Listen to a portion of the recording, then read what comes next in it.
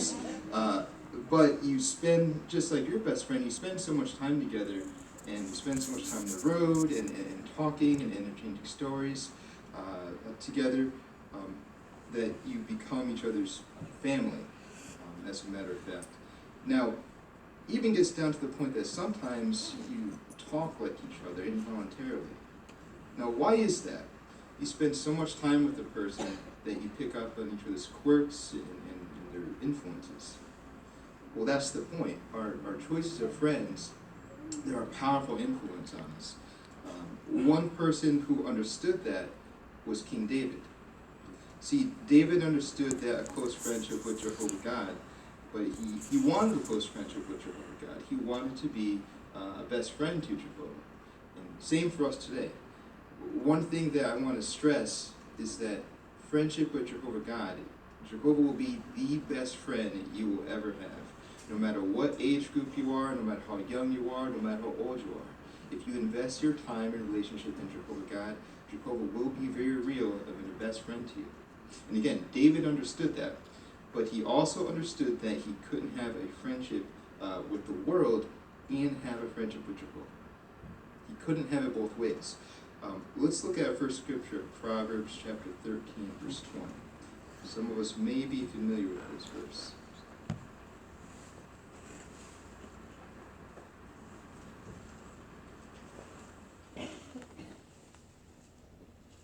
It says, "The one walking with the wise will become wise, but the one who has dealings with the stupid ones will fare badly."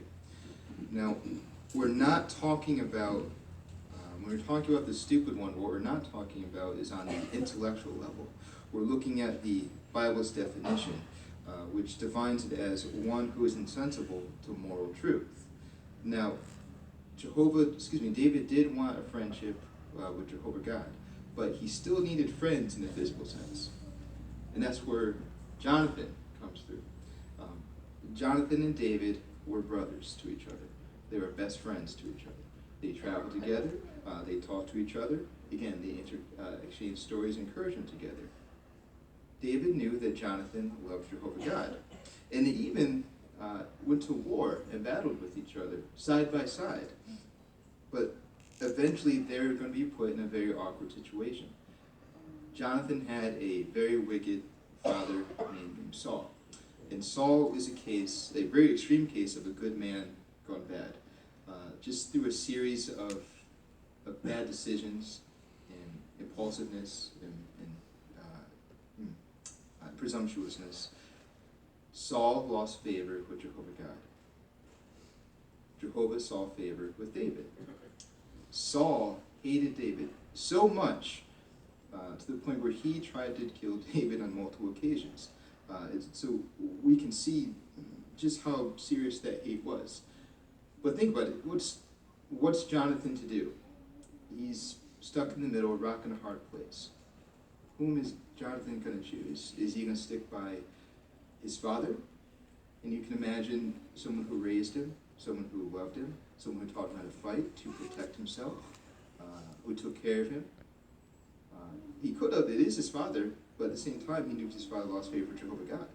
Or is he going to choose David, someone that he knew that Jehovah loved, and he loved Jehovah, his best friend, someone he knew as a little boy, the same man who slayed Goliath, someone that he didn't do at the same time. So whom is Jonathan going to choose? Well, we're going to look at 1 Samuel chapter 18, verse 1 through 3.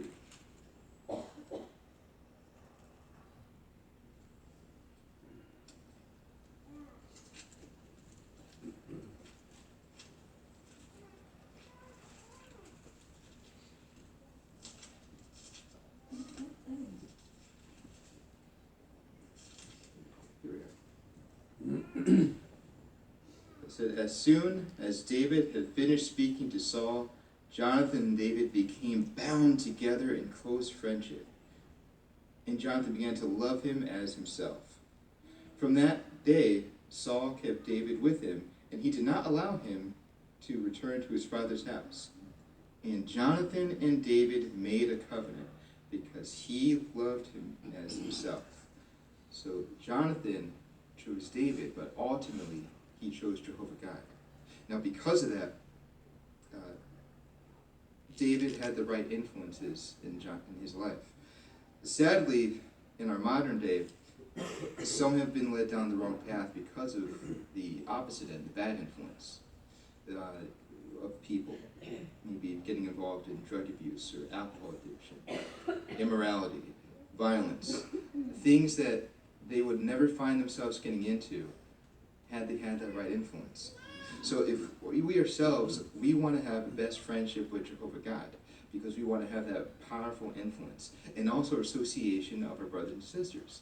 So heeding the Bible's straightforward counsel and clear direction on the matter of association, it's going to safeguard us physically, but it's also safeguard us spiritually. But by heeding that lesson, we're also showing that we have an appreciation for spiritual companionship. Now, take who instituted spiritual companionship to begin with. That's Jehovah God. Now, ironically, it's Jehovah. He didn't need anybody. He was complete with himself. He was perfect. But through the creation of the angels and the heavens and the earth and the animals and us, and of course his firstborn Christ Jesus, even he saw the value of having spiritual companionship. Now again, to flip it over, we can think of the person who didn't see the value of spiritual companionship. And that was Satan the devil, and eventually, of course, his demons as well. Satan didn't see the value of spiritual companionship and didn't see how it protects against things like depression, and how companionship can protect us against things like doubt and isolation. And the Bible describes Satan as a predator and as a lion. And one thing that a lion does when it's hungry and it selects its target, it makes that roar and everyone scatters. And it picks one of those victims to isolate. Now, he does the same thing for us today. It hasn't changed to this day. Think about what Satan was successful at doing previously. He misled two imperfect people, that being Adam and Eve, turned them against Jehovah God. He misled the entire inhabited earth under his influence. And even though he failed, trying to tempt Jesus on multiple occasions. So then we have us. We're not Adam and Eve, and we're certainly not Jesus.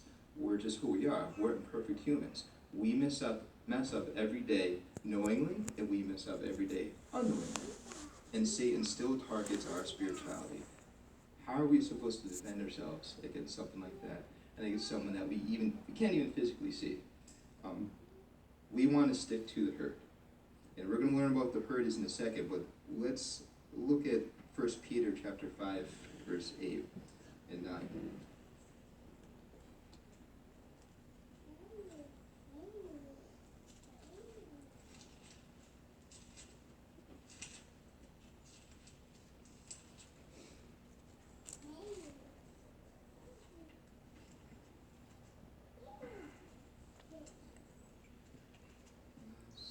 It says, keep your senses, be watchful. Your adversary, the devil, walks about like a roaring lion, seeking to devour someone. But take your stand against him, firm in the truth, knowing that the same kind of sufferings are being experienced by the entire association of your brothers in the world. Have you ever seen one of those animal documentaries? Maybe on BBC or Discovery Channel, Animal Planet, something to that effect, one of those. I remember watching one when I first gave this talk, a year and change ago, when I first saw this documentary. It had a herd of cameramen were following a herd of oxes. And if you see oxes, they're just big, burly animals, and they're walking in a pack and in a herd, and almost had this majestic sort of feel to them when you're watching it. And every once in a while, when those herd of oxes were walking, you had a young little baby ox, and that little baby ox would get distracted, see something, I'm not sure what he saw, and would split off, leave the herd, and every once in a while, the big herd, or the other herds will and say, "What are you doing? Coming back here." And then the little ox would perk up and run right back. Now, that happened multiple times. It was a pattern. Now, the issue is you had a couple of coyotes, or wolves, and they saw the same thing. And they didn't just see that baby ox was splitting off the herd, they also saw him as dinner. And they walked and they stalked that baby ox, and they had their head down real low like this, and like a pattern, they knew that ox was going to do the same thing. He's going to split right off and run right off of the herd, or split off from the herd, excuse me. And they were right. As soon as they had their opportunity, those wolves were all over that baby ox and made him dinner. Same thing can happen to us spiritually when it comes to Satan the devil. We want to be at our meetings. Hebrews chapter 10, verse 25 stresses, "Do not forsake the gathering of the people." We need to be at our meetings on a regular basis. Of course, if we're there, we're going to learn how to defend ourselves against Satan's spiritual attacks. We're going to be amongst close association of brothers and sisters who are experienced, who have been there and done that, who are the strong oxes that we can learn from and that we can grow from as well. If we stick to the herd, and if we find ourselves momentarily distracted, splitting off for briefly, that strong brother and sister is going to take notice of that and catch us and move us to fall back in line. But we need to be at our meetings on a regular basis. If we do that, we're showing that we want to, once again, we want to be friends with Jehovah God. Jehovah invites us to lunch and to dinner every week. It's the same, well, usually at the same time. But if we're showing that, we're showing our spiritual companionship, we're also showing that we want to avoid association with the wrongdoers. For those of us that may have grown up in the truth or may been associated with the truth, we may be familiar with the scripture, 1 Corinthians chapter 15, verse 33. We're going to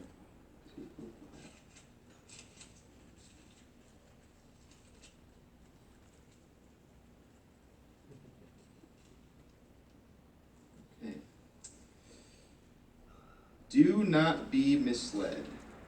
Bad associations spoil useful habits. Again, that could be a very familiar scripture to us. Now, is there a real 100% proof way to avoid association with the world? Probably not.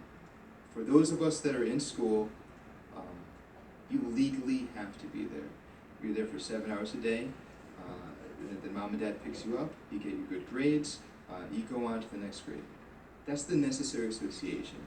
You have to be there.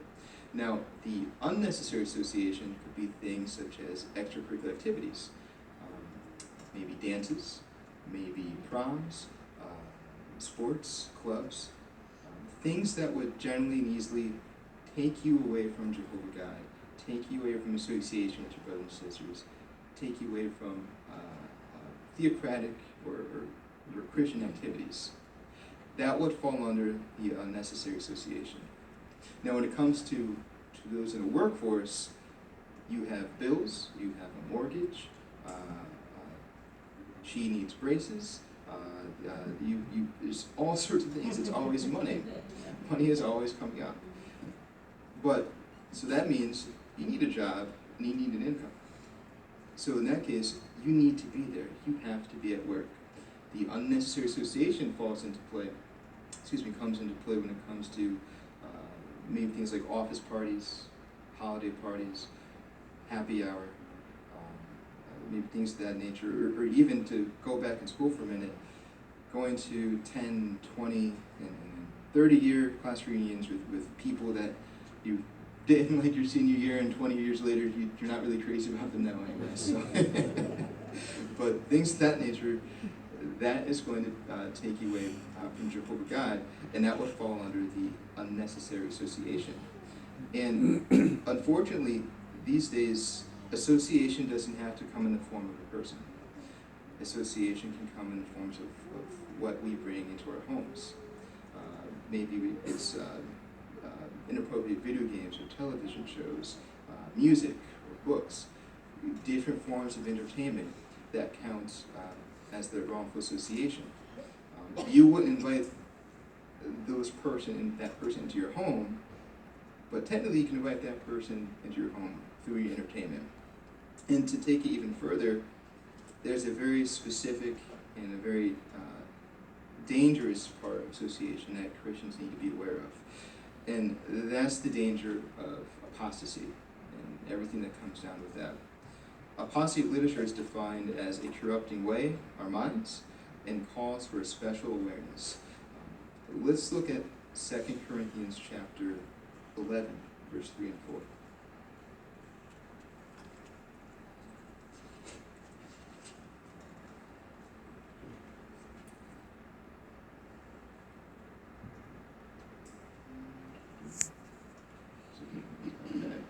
But I don't know if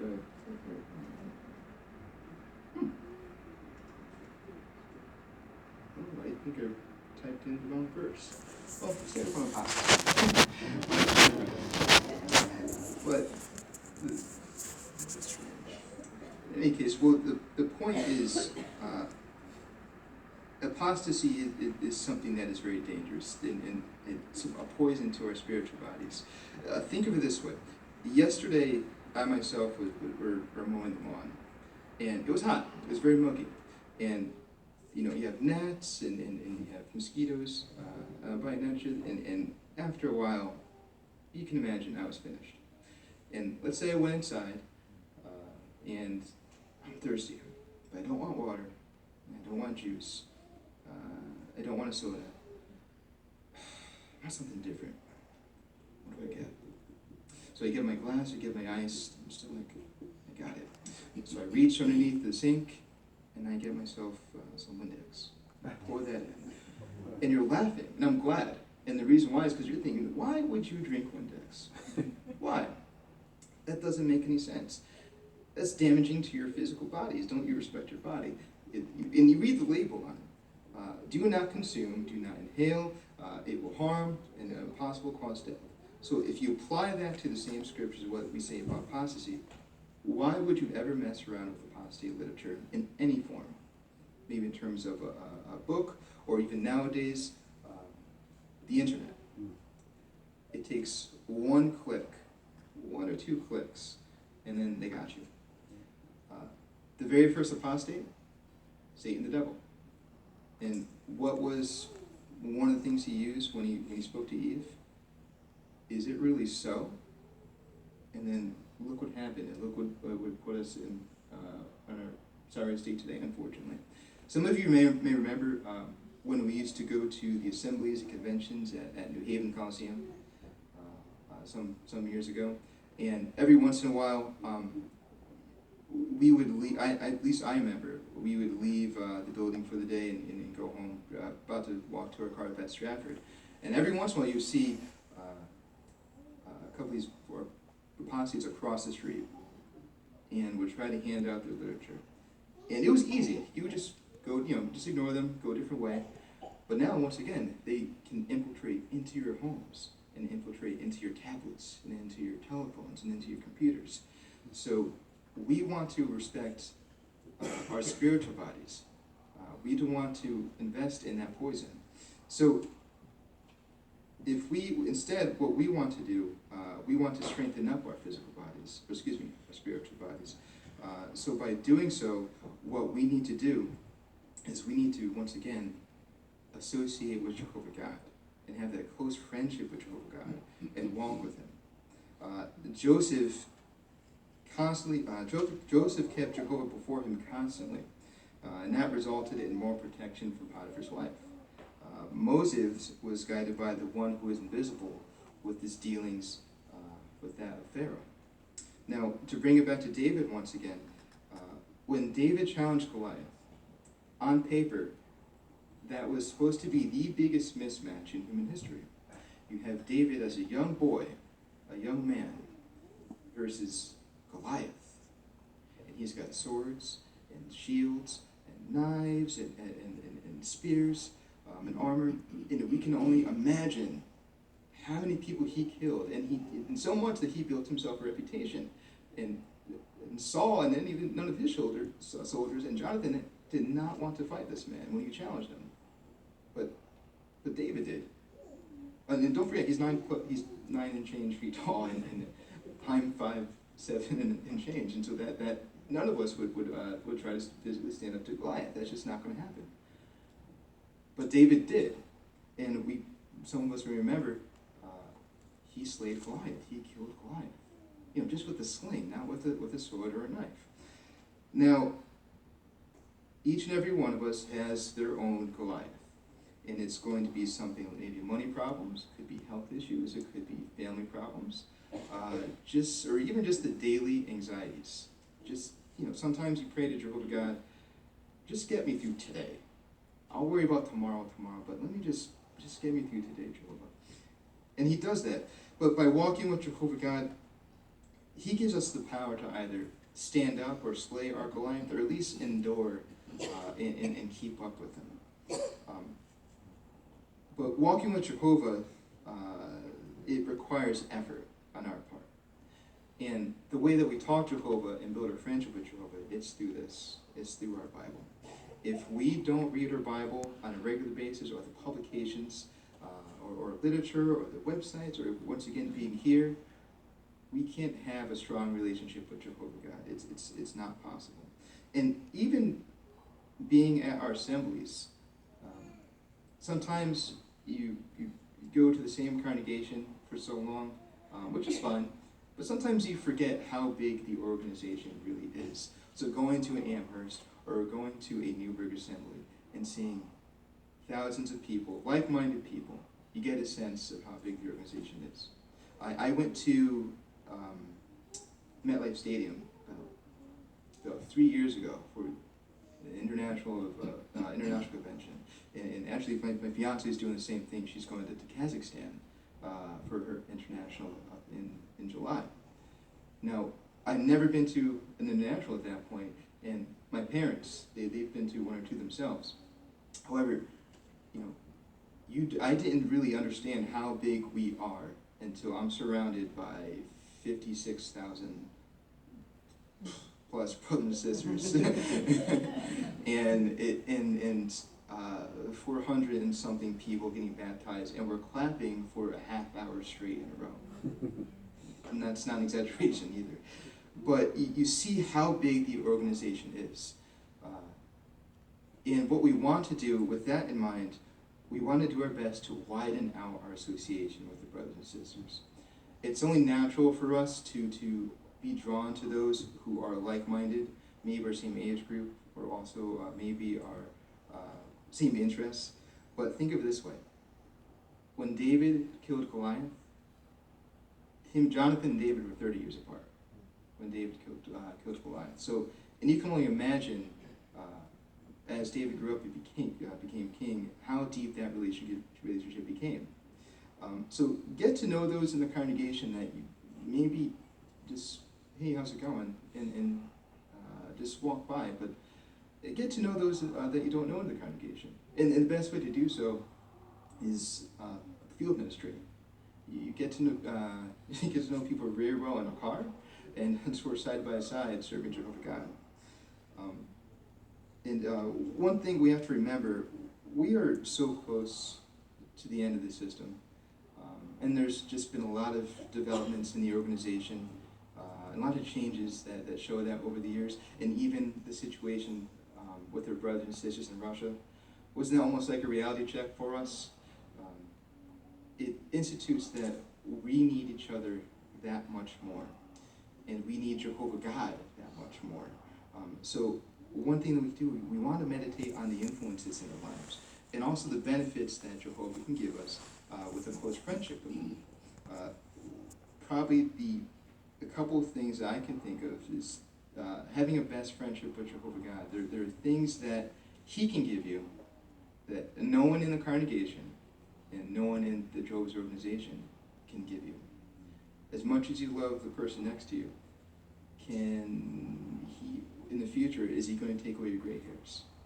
Is He going to be able to give you the ability to throw away your glasses? give you the ability to walk again? No, probably not. To use your talents to your 100%. As much as you love that brother and sister, that they're not going to be able to do that, but Jehovah can. And also, everlasting life, and get and see your loved ones again. Revelation chapter 21, verse 3 and 4 will be a very famous scripture for us. And this is what friendship with Jehovah God can give us. However, it's up to us to invest in that friendship. With that, I heard a loud voice from the throne say, "Look, the tent of God is with mankind, and he will reside with them, and he will be with his people, and God himself will be with them. And he will wipe out every tear from their eyes, and death will be no more. Neither will mourning, nor outcry, nor pain be any more. The former things have passed away." No one in the congregation, no matter how close you are, can give you that. Jehovah God can. So one thing that you can do is reevaluate and look at your friendship with Jehovah God. Have I grown apart from Jehovah for whatever reason? And if you did, that's okay, but it's up to us to reintroduce ourselves to Jehovah and close that friendship. And sometimes friendships have lulls or gaps or a falling out. But doesn't it feel a lot better to reconnect with someone you haven't connected with in a long time? So we can do the same thing with Jehovah God. We want to meditate on our influences and who influences us, because it's only going to be two people. It's either going to be Satan and the devil, or it's either going to be Jehovah God. Is there room for change for our influences, any development? Do we have a need for spiritual companionship? And if we don't, shouldn't we make the effort to grow it? And if we do have that need for spiritual companionship, that's great. But we need to continue to grow that spiritual companionship as well. Take the initiative of that and reap the benefits as well. We need to have a continued association with those in the organization, but also continue to avoid those who are the wrongdoers. And maybe when it comes to people or inappropriate entertainment, or of course the poison and the danger that is apostate literature. And once again, we need to walk with Jehovah God. If there's anything to remember from this part, Jehovah God is the best friend you will ever have. Whatever Jehovah has to say, he will tell it to your face, and he would say it through all his literature. He will say it through his brothers and sisters. He will say it through his website. You will always know how Jehovah feels about something. Jehovah will always support you, and Jehovah will always try to draw close to you, and he will never leave you.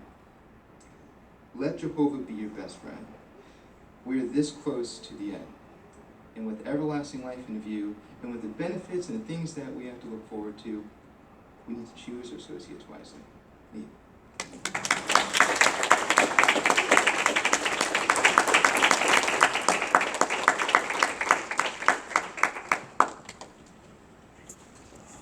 Thank you.